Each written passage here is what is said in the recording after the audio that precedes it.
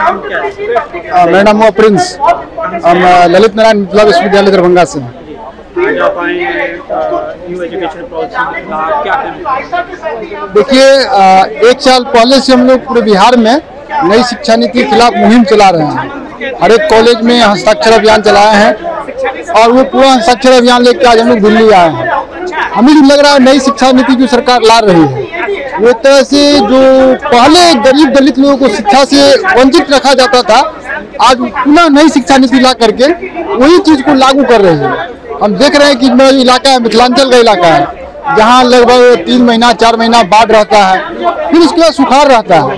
कई तरह से कॉलेज में क्लास भी नहीं चल पाते हैं और क्लास अगर चलते भी हैं तो ऑनलाइन शिक्षा दूर दूर तक मिथिलांचल में संभव नहीं है। आज के हालात में फिर बारिश होगा, फिर बाढ़ आ जाएगी, कॉलेज बंद हो जाएंगे। क्योंकि हम पीजी के छात्र हैं और पीजी में हमने क्लास किया है तो हमने देखा कि ऑनलाइन शिक्षा में बहुत सारे छात्र नहीं जुड़ पाते हैं।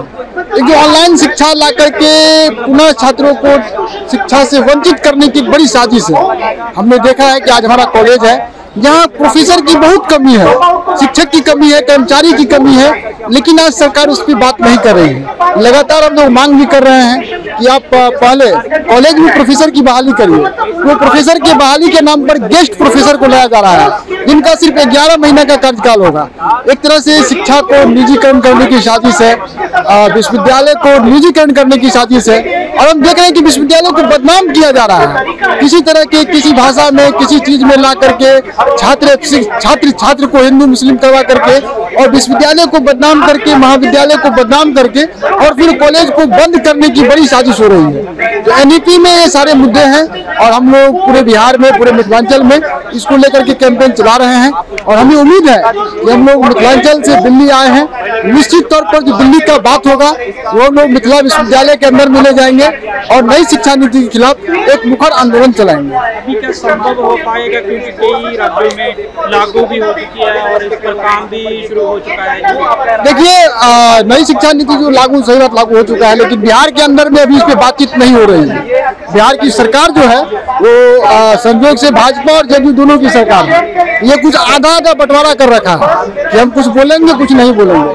तो निश्चित तौर पर बिहार के अंदर जो विधायक का सदन चलेगा तो आयशा के भी महासचिव जो भी हैं जो बिहार विधानसभा के सदस्य हैं, निश्चित तौर पर हम लोग बिहार विधानसभा से भी इस बात को कोशिश करेंगे आंदोलन के बल पर कि बिहार विधानसभा इस बात को पारित करे कि बिहार में नई शिक्षा नीति की जरूरत नहीं है। बिहार में समान स्कूल प्रणाली शिक्षा की जरूरत है, जहां सबको शिक्षा मिले, सबको अधिकार मिले। क्या नाम है? मेरा नाम फिरोज है, मैं प्रतापगढ़ कोंडोर नगर पंचायत से। क्या कहना चाहते हैं? मैं कहना ये चाह रहा हूँ कि ये जो नई शिक्षा नीति आई है इसमें बहुत सी ज्यादा खामियां हैं। पहली खामियां थे कि ये और गरीब और अमीर के बीच एक खाई पैदा कर रही है, क्योंकि इन्होंने साफ तौर से लिखा है कि bill be encourage, private sector को ये इनकरेज करेंगे। जब आप प्राइवेट सेक्टर को आप इनकरेज करेंगे तो इसमें कौन से बच्चे पढ़ेंगे? इसमें सिर्फ और सिर्फ बड़े लोगों के बच्चे पढ़ेंगे, न तो इसमें दलित का बच्चा पढ़ेगा, न तो इसमें माइनॉरिटी का बच्चा पढ़ेगा, न शोषित दलित वंचित जो भी समाज के लोग हैं दबे कुचले हैं वो पढ़ ही नहीं पाएंगे क्योंकि उनके पास फीस ही नहीं है। भाई प्राइवेट में हम कहाँ से पढ़ाएंगे? दूसरा है इन्होंने 5+3+3+4 किया, तो लास्ट का जो 3 वाला है ना इसमें वोकेशनल कोर्स को प्रमोट करेगा। मतलब अब मोची का बेटा मोची ही बनेगा, पंचर बनाने वाला पंचर ही बनाएगा। समझ रहे हैं? ये इसको हायर एजुकेशन में प्रमोट नहीं कर रहे हैं, उसको सम्मान नहीं दे रहे हैं कि आप यहाँ पे करेंगे तो उसका हम उस पे आप IAS भी बन सकते हैं, PCS भी बन सकते हैं, एजेंट की जो भी नौकरियां हैं उसमें हम करेंगे। ये इन्होंने कैटेगराइज कर दिया, आप 8वीं तक कीजिए, गांव का बच्चा ग्रामीण का बच्चा ये करेगा, उसको लगेगा कि ठीक है भाई हमको पैसा मिल रहा है, घर वाले से पढ़ाई ड्रॉप आउट करा देगा वहीं पे, क्योंकि उसको पैसा आने लगा, 8वीं में पढ़ रहा है, पैसा कमाने लगा, पंचर से पैसा कमाएगा, ये चीज है। तीसरा है कि बीएड का इन्होंने 4 साल कर दिया। ठीक है, आपने बहुत अच्छा काम किया जो 4 साल का किया, लेकिन 4 साल का तो आपने किया, लेकिन जो 80 लाख टीचर हैं हमारे उनका आप कैसे करेंगे? उनको आप कैसे मतलब क्वालिफाइड कराएंगे, कैसे ट्रेंड कराएंगे? क्योंकि तो अभी तो वही शिक्षक है ना हमारे, अभी तो 3 साल वाले बीएड वाले हैं, वो इस मतलब पॉलिसी में कहीं भी उसका नाम नहीं है कि हम ऐसे प्रमोट करेंगे, ऐसे उनको हम नीट के बारे में बताएंगे जिससे हमारे आने वाली जनरेशन को अच्छे से पढ़ा ले। ये तो 4 साल बाद होगा भाई। जी, एमफिल इन्होंने खत्म कर दिया, अभी तो क्या है, अब एमफिल इन्होंने खत्म कर दिया, अब सीधा PhD होगा। ठीक। तीसरा है इन्होंने दूसरा पॉइंट है इन्होंने बोला है कि जीडीपी का 10% हम इसमें इन्वेस्ट करेंगे। भैया कोठारी कमीशन भी आया था 10% की बात की आज से 1966 में ही, ठीक है। तब से अब तक आप देख लीजिए कि जीडीपी का 6% हुआ है, कहीं नहीं हुआ। 3%, 2.5%, 3%, 3.25% हम अटक जाते हैं। उसके लिए कोई रूल रेगुलेशन है ही नहीं इनका कि आगे हम कैसे इनका इम्प्लीमेंट करेंगे, ये चीजों के लिए इन्हें नहीं। और मेन बात ये है कि पूरे में कहीं पे स्पोर्ट का नाम मतलब जिक्र ही नहीं है। स्पोर्ट के लिए इन्होंने कोई बात ही नहीं की है कि स्पोर्ट कोटा से आएगा तो। और जो भाई देखिए जो गरीब बच्चे हैं उनके लिए आप उनको आप आरक्षण दीजिए, वो भी इसके माध्यम से एकदम खत्म, ठीक है। और ये सब चीजें जो है। और तीसरा पॉइंट इन्होंने बोला है कि शिक्षा में हमने 10% के बजाय हम 20% करेंगे। ठीक है भाई, आप 20% करोगे लेकिन कैसे करोगे, उसका रूल बताइए, रेगुलेशन बताइए ना, उसकी गाइडलाइन जारी कीजिए कैसे करेंगे। बस दिखने में तो बहुत अच्छा है भैया, ख्याली पुलाव है एकदम कि बहुत अच्छी आ रही है। अब तो बच्चे छोटे से इसमें हो जाएंगे, अब उनको दिखा के पढ़ाया जाएगा, सिखा के पढ़ाया जाएगा, एकदम प्रैक्टिकली बनाया जाएगा। लेकिन ऐसा कुछ नहीं है। आप ये समझिए इस शिक्षा नीति का खामियाजा हमारी आने वाली पीढ़ियां भुगतेंगी। मैं खास तौर से बोल रहा हूँ कि ये आने वाली पीढ़ियां इसकी भुगतेंगी, क्योंकि गरीब और गरीब हो जाएगा, पढ़ा ही नहीं पाएगा, अमीर होता जाएगा। यही चीजें हैं इनकी। एनईपी को आप अगर आप इस वे में आप देखिएगा, ये कहीं ना कहीं बहुत ज्यादा खाई पैदा कर रहा है, ठीक है।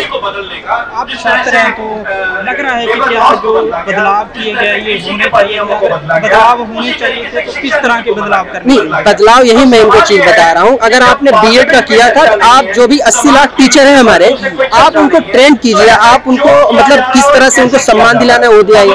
वोकेशनल कोर्स आपने 6 से 8 तक में आपने किया, ठीक है, लेकिन इसको आप हायर एजुकेशन में आप जोड़िए ना, उसका फायदा तो आपको मिले। लेकिन इनकी मंशा क्या है कि हम 6वें से 8वें तक में हम सिखाएंगे, वो लेबर बन जाएगा, बाकी अब पढ़ने वाले बच्चे प्राइवेट में पैसा दे के पढ़ लेंगे। ये चीजें हैं। मेरा नाम त्रिलोकीनाथ है, झारखंड से।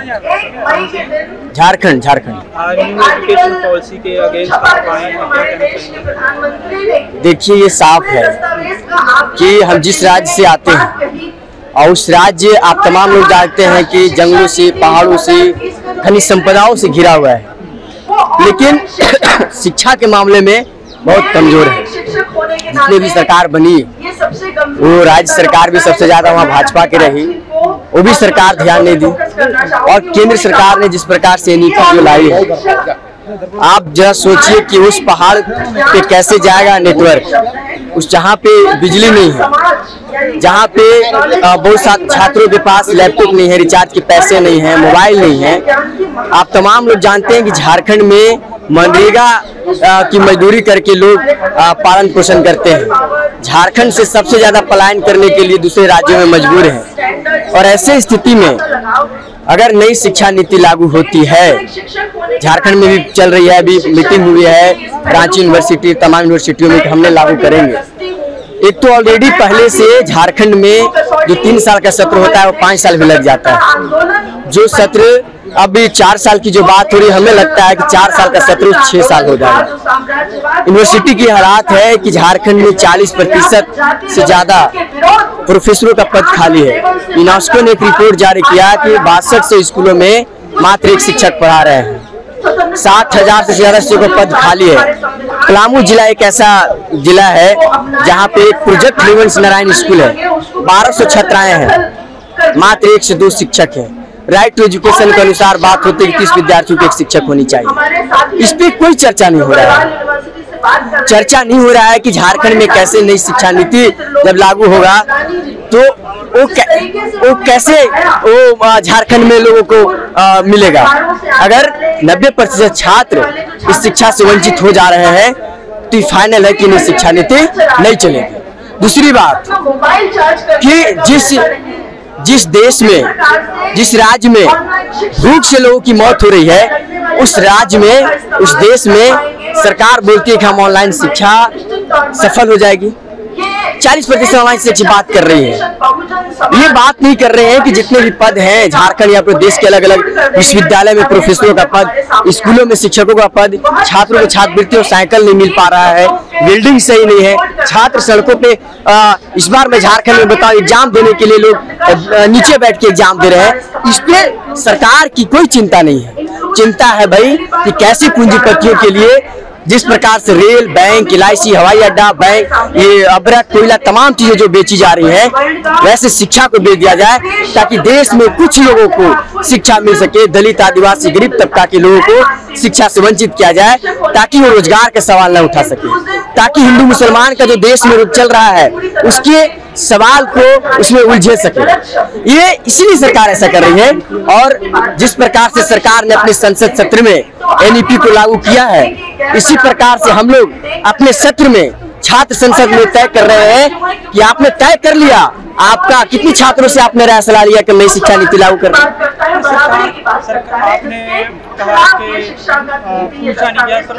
आवाज नहीं आ रही। प्रधानमंत्री ने एक सभा में कहा है कि हमने पहले ये लोगों में भेजा है, प्रोफेसरों से बात की है और उसके बाद ये चीजें लागू की गई। आपको क्या लगता है जो आपके बीच प्रोफेसर आए हैं, जो ये बात रख रहे हैं, ये क्या प्रोफेसर नहीं है? ये जन्मवादी और लगातार छात्रों से बात कर रहे हैं, छात्र की बात जो बता रहे हैं। आप निजीकरण की बात करते हैं, किसी भी प्रकार का निजीकरण होता है तो आप तमाम समझ जाइए कि जो छात्र हैं, गरीब छात्र, वो पढ़ने से वंचित हो जाएंगे। मैं तो सवाल कर रहा हूँ कि आप झारखंड के बारे में क्या सोचते हैं, जहाँ पे नेटवर्क नहीं है, जहाँ पे मोबाइल नहीं है, जहाँ पे लैपटॉप नहीं है, जहाँ पे बिजली नहीं है, उस पहाड़ के नीचे जो रहने वाले लोग हैं उसके बारे में आप क्या सोच रहे हैं? आप देश चला रहे हैं ना, तो आप चला रहे हैं तो झारखंड भी एक हिस्सा है ना देश का। और ये झारखंड की सिर्फ मैं बात नहीं कर रहा हूँ, देश के कई हिस्से ऐसे होंगे, कई ऐसे हिस्से होंगे। अभी लॉकडाउन के दौरान छात्रों को सबसे ज्यादा भुगतना पड़ा। बहुत छात्र ने पढ़ ही नहीं पाया, उनके पास व्यवस्था नहीं है। आप जरा सोचिए, 200-250 रुपया मजदूरी मिल रहा है, 300 रुपया 25 दिन का रिचार्ज का दाम हो गया है, कैसे लोग करेंगे? लोग पलायन करने दूर जा रहे हैं, 200-250 रुपया कमा रहे हैं, बहुत बेरोजगार पड़े हैं, तो कैसे होगा? हमारी तरफ से ये भी कहना है कि जो हमने ये बदलाव किया है 21वीं सदी में, जो पुरानी नीतियां हैं, 20वीं सदी की नीतियां हैं, 21वीं सदी में नहीं चला जा सकता है पुरानी नीतियों को लेकर, इसलिए इसमें चेंजेस की गई है। चेंजिंग ठीक है। मैं फिर वही सवाल मैं आपको बताऊंगा कि आप उस इलाकों के लिए क्यों नहीं सोचे? आप तो नहीं बात किया कि भाई हम तमाम लोगों को लैपटॉप देंगे। फंड कटौती, सीट कटौती लगातार हो रहा है, छात्र कैंपसों में जैसे प्रोफेसरों का पद खाली है, क्यों नहीं भरा जा रहा है?